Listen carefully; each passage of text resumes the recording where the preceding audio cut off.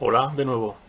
Dentro de la inferencia estadística vamos a empezar a hablar de intervalos de confianza. Concretamente, intervalos de confianza para estimar la media poblacional. Dentro de la inferencia estadística vamos a hablar de parámetros y estimadores. Si queremos hacer un estudio de una característica sobre los miembros o los individuos de una determinada población, necesitamos conocer cuál es la distribución de probabilidad que rige esa característica, que nos permite calcular probabilidades relacionadas con esa característica, y los parámetros que la identifican. Por ejemplo, si es una variable normal y conocemos su media y su desviación típica, si es una variable binomial, y en ese caso los parámetros serían el tamaño de la muestra y la proporción.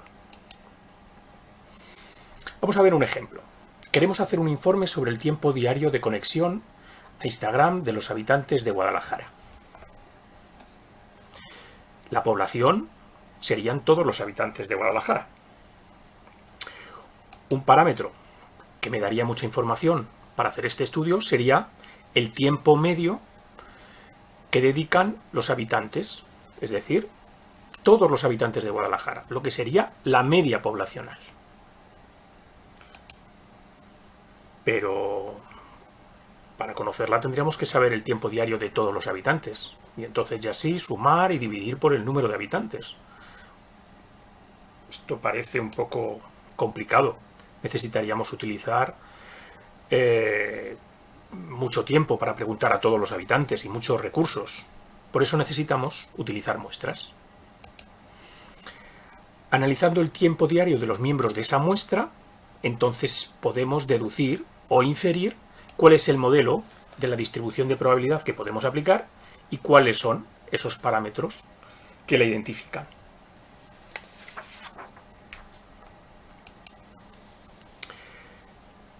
No va a ser objeto de estudio en este momento cómo identificar el modelo que tenemos que aplicar, sino cuáles son los parámetros que identifican ese modelo.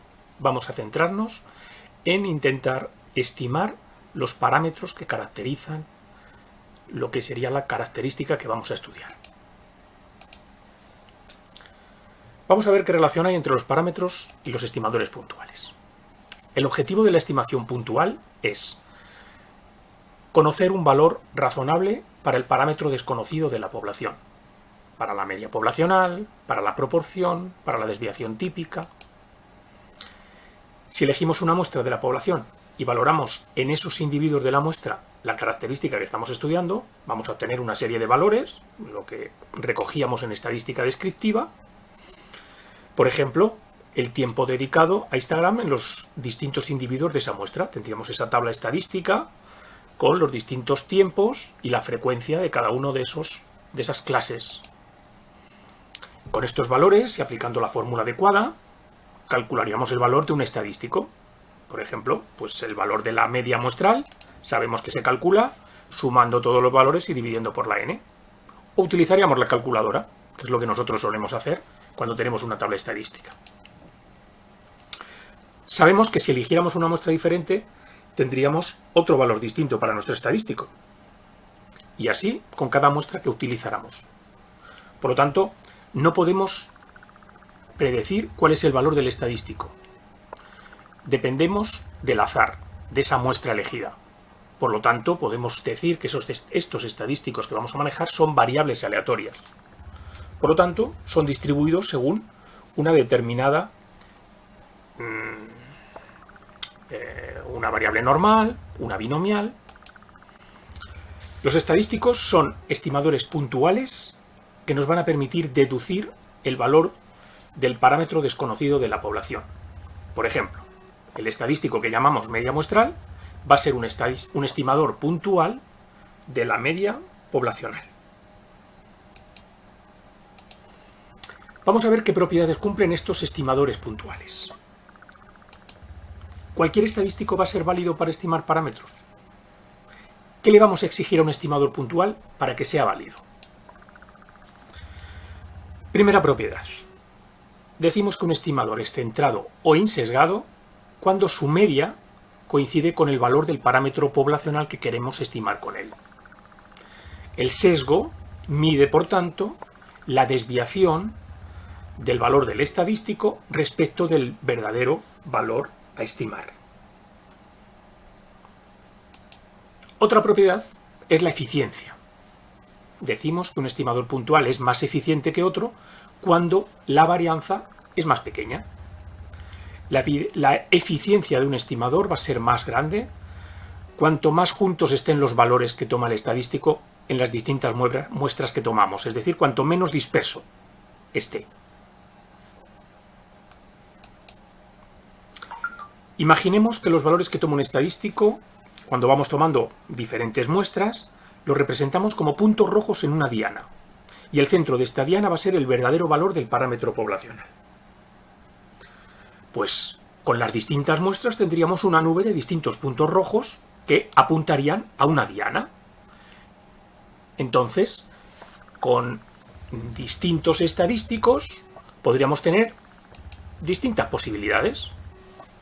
Por ejemplo, cuando los puntos se distribuyen pues aleatoriamente alrededor de la diana y además de una manera dispersa, sin agruparse, pues por una parte es insesgado porque no coincide la media con el objetivo, que sería el centro de la diana, y por otra parte no es eficiente porque hay mucha dispersión.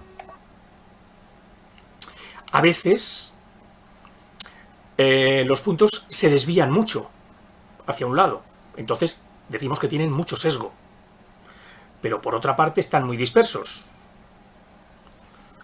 Por lo tanto, este estimador sería sesgado y además no eficiente. En este caso están muy agrupaditos, pero no están apuntando al centro, sino que están desviados del centro. Pues en este caso este estimador sería sesgado, aunque sí sería eficiente. Si consiguiéramos que esta nube de puntos estuviera en el centro de la diana, entonces tendríamos el mejor estimador. El mejor estimador va a ser el que sea insesgado y además sea muy eficiente, tenga una dispersión muy pequeña. Este es el objetivo de nuestro estimador. Un estimador que cumpla estas características sería un buen estimador.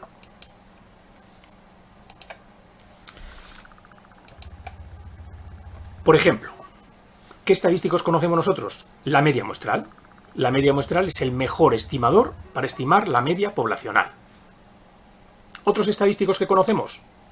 La varianza.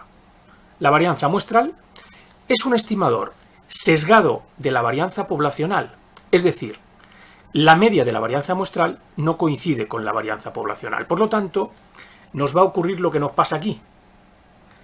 Puede ser eficiente, pero no estamos acertando del todo. En realidad, la cuasi varianza muestral es un estimador insesgado de la varianza poblacional, por lo tanto es mejor estimador en el sentido del sesgo que la propia varianza muestral.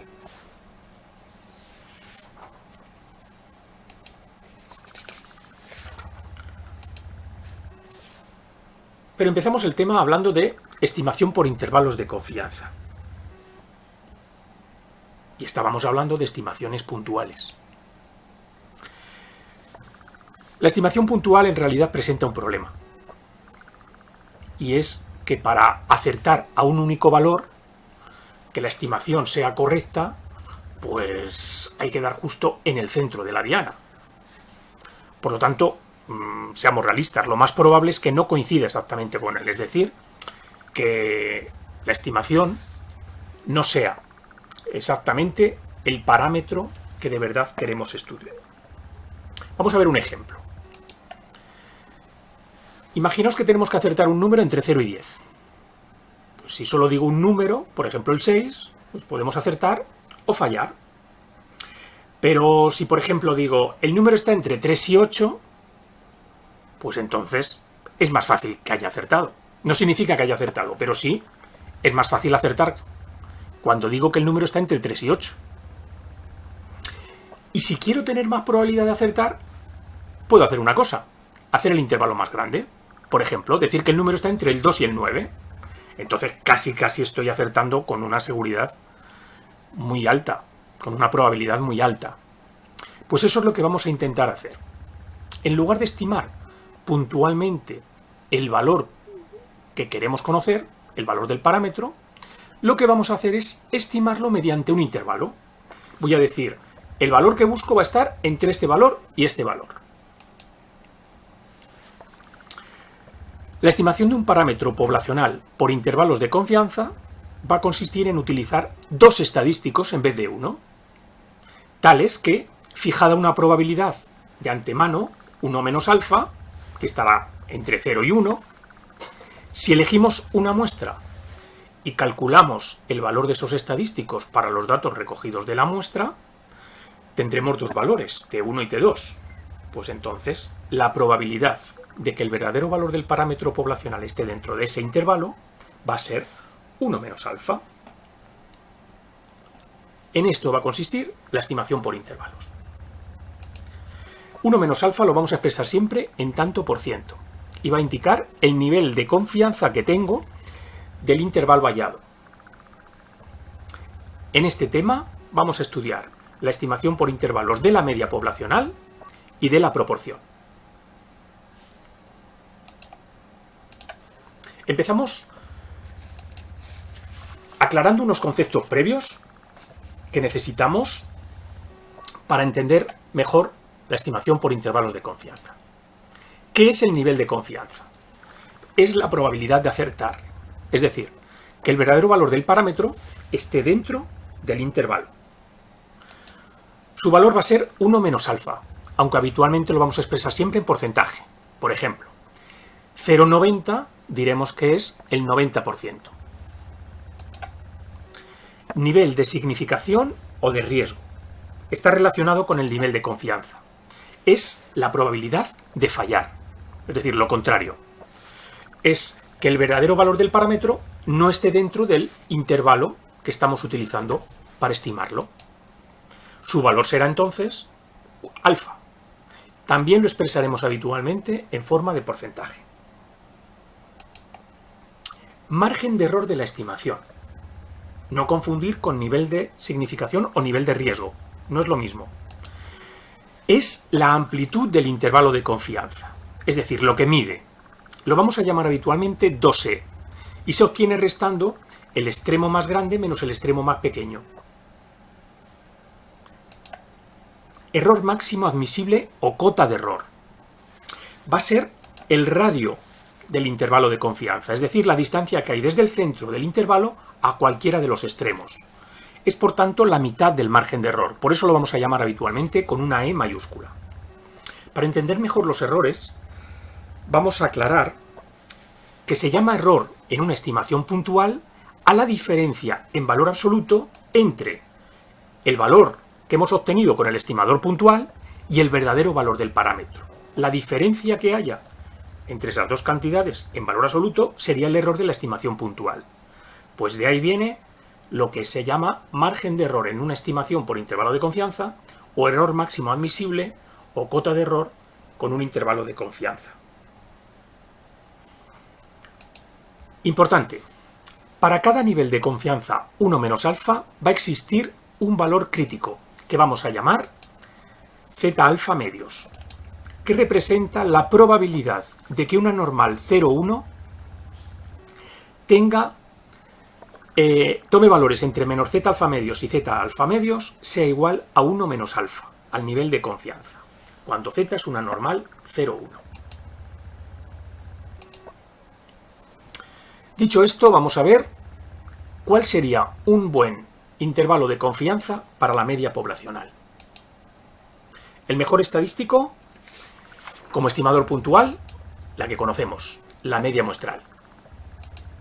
Si elegimos una muestra de tamaño n para estimar la media poblacional en una variable aleatoria de la que conocemos su desviación típica, si x se distribuye normalmente o el tamaño de la muestra es suficientemente grande, el intervalo de confianza para estimar mu a nivel 1 menos alfa tiene esta forma. Este será, por tanto, el aspecto que tiene el intervalo de confianza a nivel 1 menos alfa de la media poblacional, que será igual al valor de la media muestral menos un valor que llamaremos valor crítico, que depende del nivel de confianza de 1 menos alfa, por la desviación típica poblacional partido por la raíz cuadrada del tamaño de la muestra. Este será el extremo inferior. El extremo superior será la media muestral más el valor crítico por la desviación típica partido por la raíz cuadrada del tamaño de la muestra. Observaciones.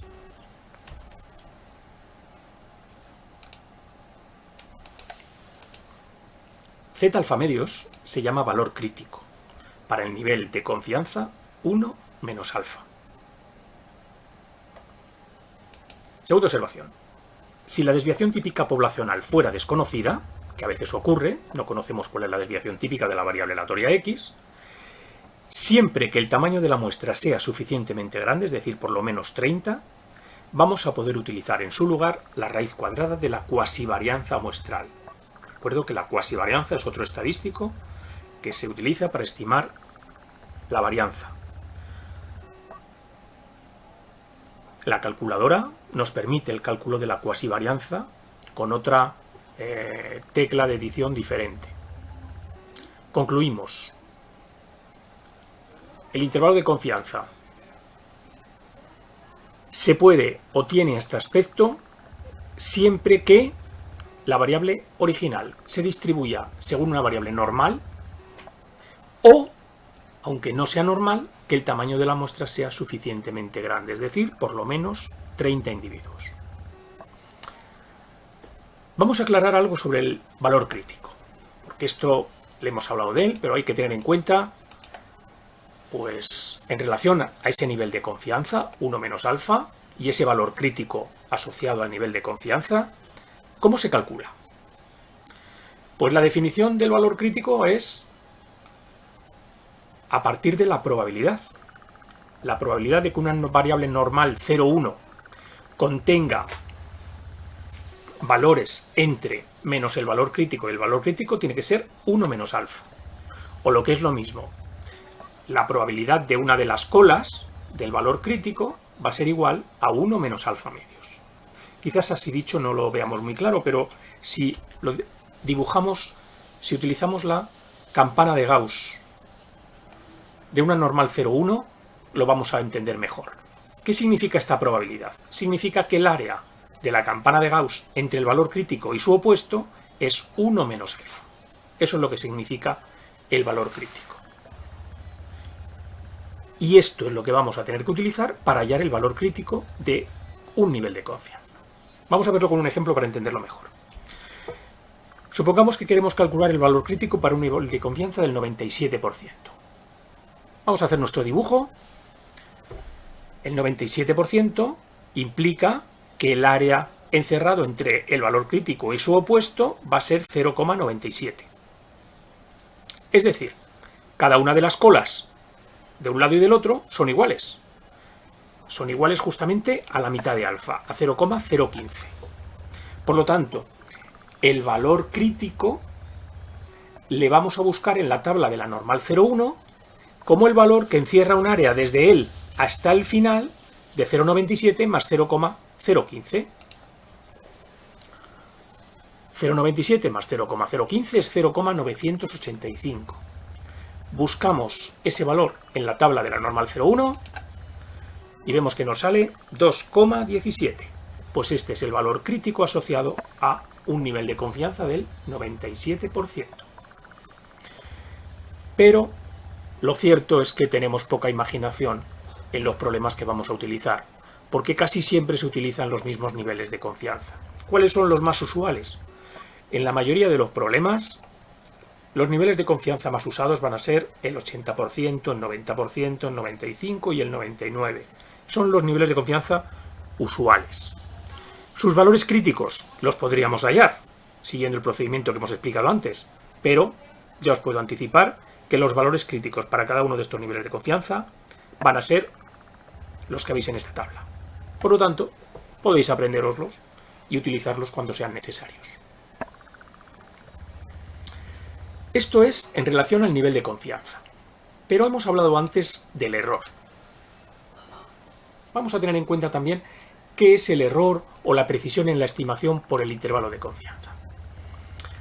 Empezamos asumiendo que el intervalo que hemos construido va a ser el más preciso, el mejor, entre todos los intervalos que contengan la media poblacional con probabilidad 1 menos alfa. Pero asumimos que hay un error. Pero este error es medible, le podemos medir, podemos cuantificarle. Cuando utilizamos un intervalo de confianza, sabemos el error que cometemos. Hay un margen de error en esta estimación.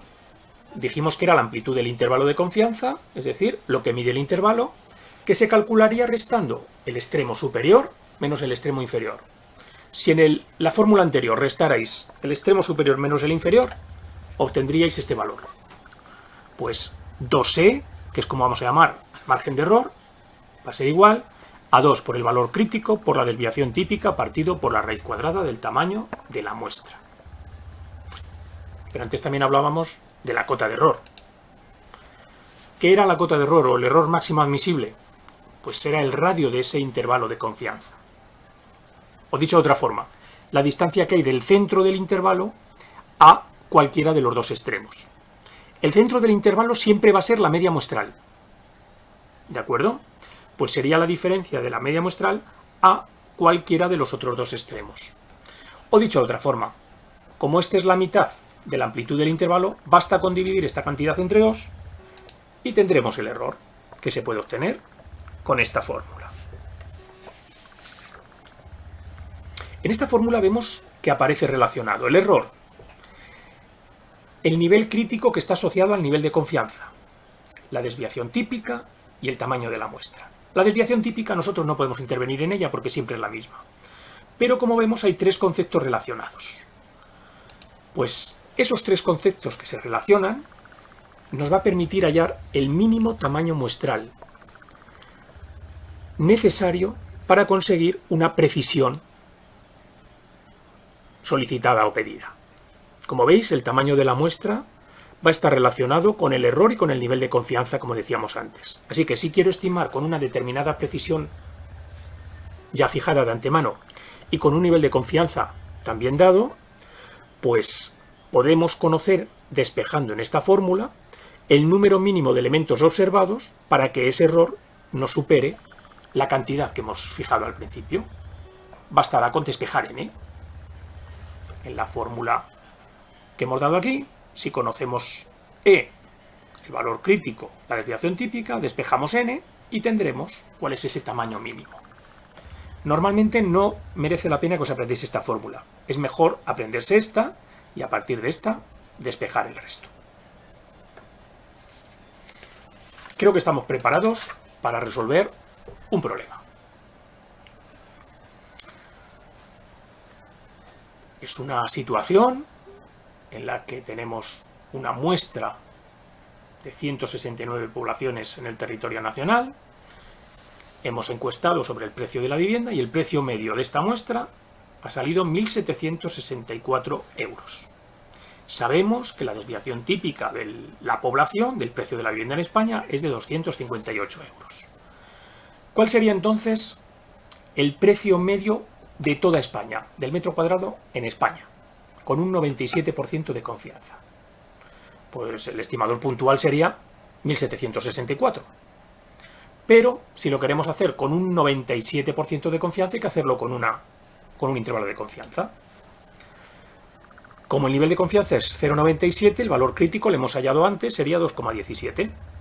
Utilizamos la fórmula anterior para el intervalo de confianza, la media muestral, menos el valor crítico, la desviación típica, la raíz cuadrada del tamaño de la muestra, y lo mismo pero con el más. Hacemos los cálculos y este es el intervalo de confianza para estimar el precio medio por metro cuadrado en toda España, con un 97% de confianza. En el apartado B me preguntan, ¿cuál tendría que ser el tamaño mínimo de la muestra para hacer dicha estimación con un error menor de 30 euros? Es decir, que la diferencia partido por 2 entre los extremos sea más pequeño que 30, con el mismo nivel de confianza. Pues obviamente para que el error sea 30 con este nivel de confianza, el valor crítico vuelve a ser el mismo de antes, 2,17. Recordamos la fórmula del error y sustituimos estos valores en la fórmula del error. Como os dije antes, despejamos n y tenemos que n sale 348,27. Obviamente, el tamaño de la muestra no puede ser un decimal. Cogeremos siempre un número natural más. Concluimos que la muestra debe tener al menos un tamaño de 349 viviendas para que se cumplan todas las condiciones. Pues animado a que hagáis muchos más problemas como este y aprenderéis vosotros mismos a resolverlos. Hasta la próxima.